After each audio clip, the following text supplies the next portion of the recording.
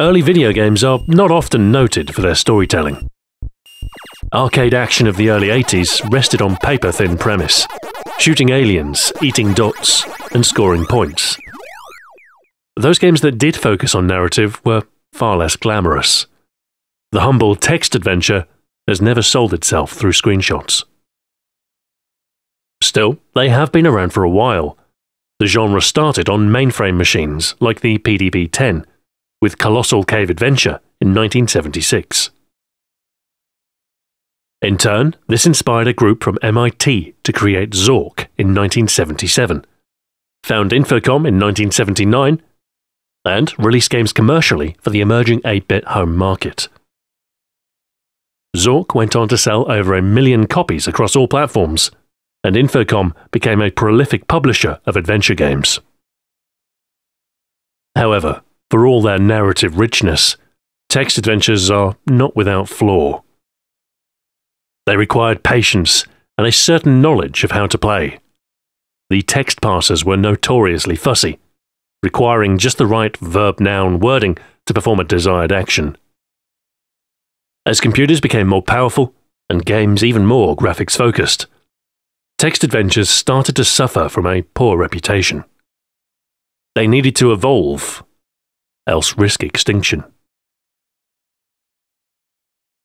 The first logical improvement was the addition of graphics, with key locations illustrated to better set the scene. A welcome addition, but not a fundamental shift.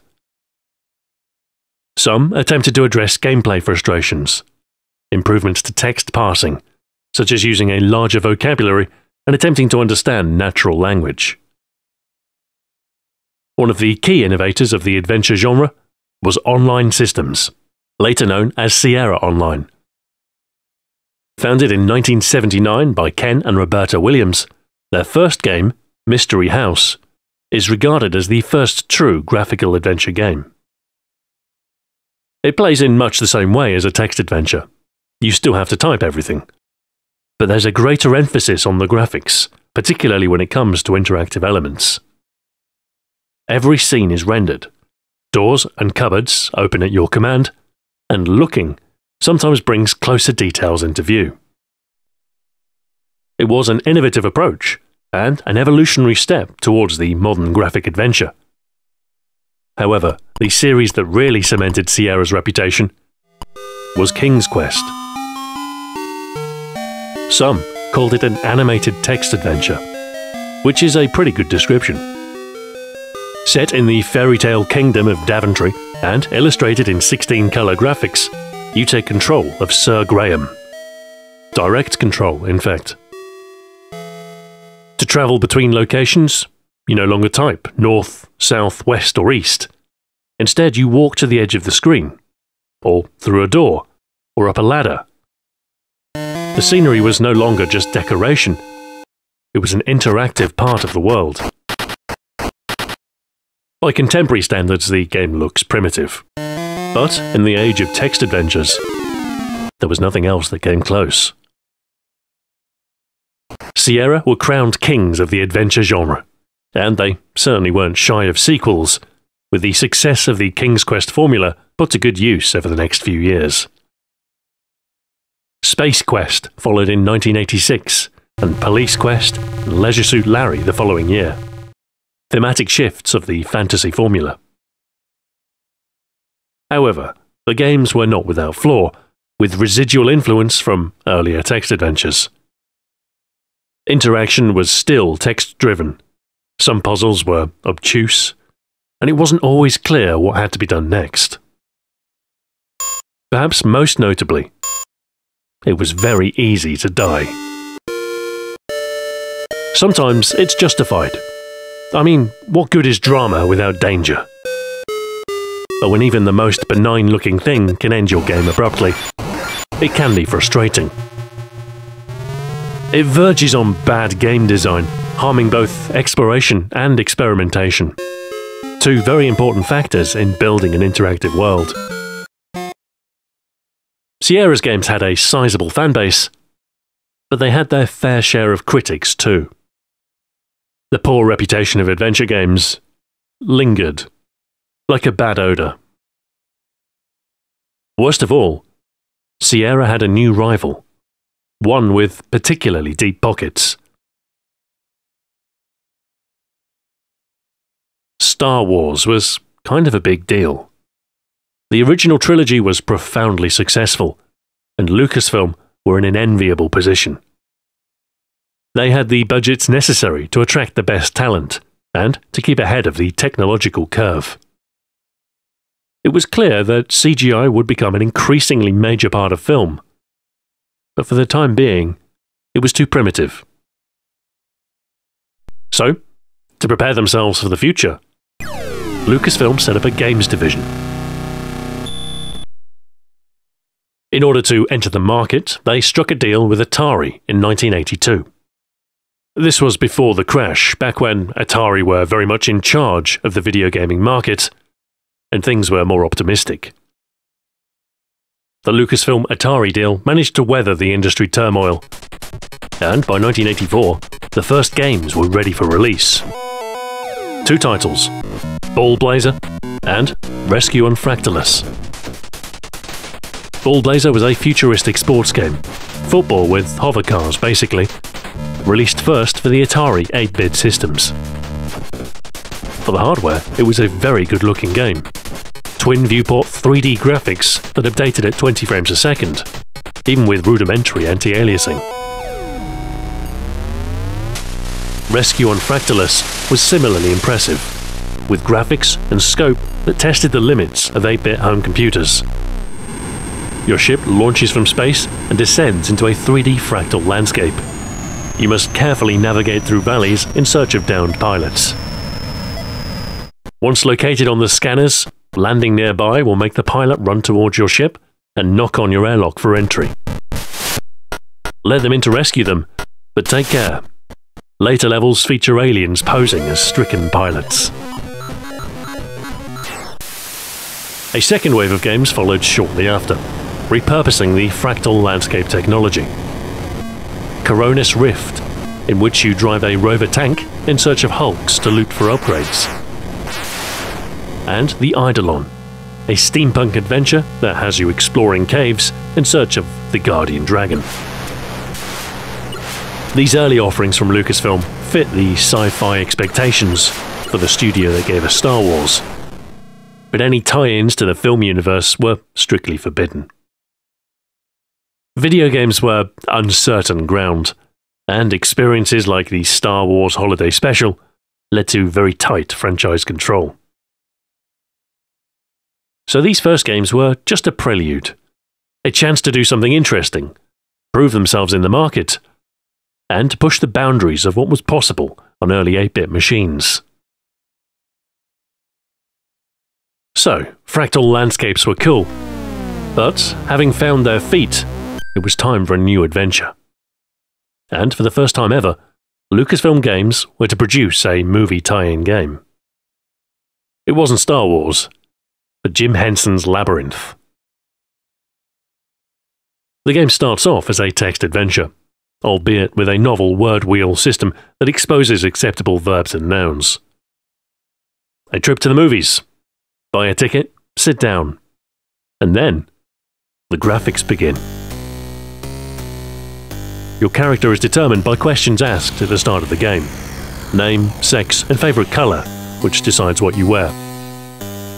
Control is direct via the joystick, and, along with the scrolling, is surprisingly smooth. A fusion of both adventure and arcade gameplay. A not entirely successful one, but certainly more interesting than your typical movie tie-in of the era. And, as Lucasfilm's first adventure game, a sign of what was to come.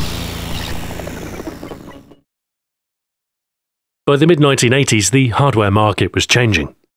The Atari 8-bit machines were fading in relevancy, with the Commodore 64 dominant. And a new wave of 16-bit machines were waiting in the wings. The internet loomed on the horizon, prompting Lucasfilm to dabble with MMORPGs, the surprisingly innovative habitat, which was probably too far ahead of its time to ever be a success. Still, Lucasfilm weren't shy of hiring technical talent to face these new challenges, and one such hire was Ron Gilbert, brought on to port Coronis Rift and the Eidolon to the Commodore 64. After that was done, he was left at a loose end, and invited to come up with a hit. His first proposal, I Was a Teenage Lobot, a science fiction role-playing strategy adventure game. An ambitious idea, with randomly generated faces, an interactive world featuring puzzles with multiple solutions, and a certain B-movie charm. It was never made. However, its technical considerations and style of humour would certainly influence Gilbert's next game. Maniac Mansion first came out for the Commodore 64 in 1987. A schlocky sci-fi romp set in a sprawling mansion populated with a zany cast. The game features 7 playable characters, of which you assemble a team of 3. Each of the so-called kids has a different skill set, and depending on who you choose, only certain endings will be possible. Each character is controlled independently, and you can switch between them freely. Some puzzles require 2 or more characters to cooperate in real time. It was a surprisingly complex game, but its humour made experimentation fun. Through exploring and solving puzzles, the mansion would slowly reveal its secrets. It's not perfect. There's a lot of backtracking, obtuse puzzles, and the occasional dead end. But it was a bona fide adventure with no instructions to type. It was built with a scripting language called the Script Creation Utility for Maniac Mansion, or SCUM, if you prefer. It was a way to abstract the technical aspects of game development, distilling the boring minutiae, like pathfinding for moving characters on screen, into simpler stage directions. Essentially, the game could be written like an interactive film script, allowing the designers to focus on the puzzles and the story. Maniac Mansion had good reviews and sold well enough. It wasn't a record breaker, instead a slow burner, shifting copies years after its release on a variety of platforms, even spawning a television series. Most importantly though, it demonstrated the commercial viability of a new type of adventure game, and the potential of SCUM. Without this proof, Lucasfilm might not have persevered. But persevere they did, with a second SCUM game, Zack McCracken and the Alien Mindbenders, following in 1988. Set in a world of tabloid conspiracies, it was a less claustrophobic adventure that saw you jetting all over the globe to unravel an alien plot. It's all told in humorous manner, and, in what would become a Lucasfilm tradition, there's a host of in-jokes and references to previous games. Self-indulgent, perhaps, but also rewarding for the burgeoning fanbase of Lucasfilm adventure games. Reusing SCUM meant that any Maniac Mansion-specific hacks had to be ironed out, which was a good thing, a necessary refinement for future use. By now, the likes of the Commodore 64 were starting to look long in the tooth. As 16-bit machines became more affordable, stark colours gave way to far more nuanced shades, and blips and beeps were replaced by digitised sound. RAM now ranged in the hundreds of kilobytes, and relatively fast-loading floppy disks were now the norm. The Apple Macintosh, first released in 1984, came with a mouse as standard, and probably did more than most to introduce the control method for the general population. It's on this platform where we find the first games that could be considered a point-and-click, such as Enchanted Scepters and Deja Vu. Soon, the Atari ST, the Amiga, and IBM PC would all be sold with mice. But the potential of these 16-bit machines brought more change than a mere peripheral. Cinematicism was the buzzword of the era. Video games were the future, and the future of video games was interactive movies. A wave of games whose principal goal was to impress. Some of them were successful, a huge step up from earlier 8-bit titles, in what might be the biggest generational leap we'll ever see. Of course, all these fancy graphics came at a cost. Long load times and often poor gameplay. But that didn't stop games like Defender of the Crown in 1986 heralding the new generation. They say the graphics don't matter, but they've sold a few systems in their time. By now, the Star Wars money had started to dry up, and so the culture at Lucasfilm changed. After some disappointments at the box office and a costly divorce settlement, cash flow was a much greater concern. So, within the games division, any more fanciful ideas were put on hold for the forthcoming release of the third Indiana Jones film. The timescale was tight. Just 6 months. Scum was shaping up to be a versatile platform for adventure games, and, given the deadline, it was the only viable choice. With the shooting script providing the story, the game came together quickly. Although it missed the movie's release, it came out while it was still playing in theaters. Despite the rush, the game still boasts some innovation. It's the first Scum title to feature dialogue choices, and the first one in which you can look at environmental objects.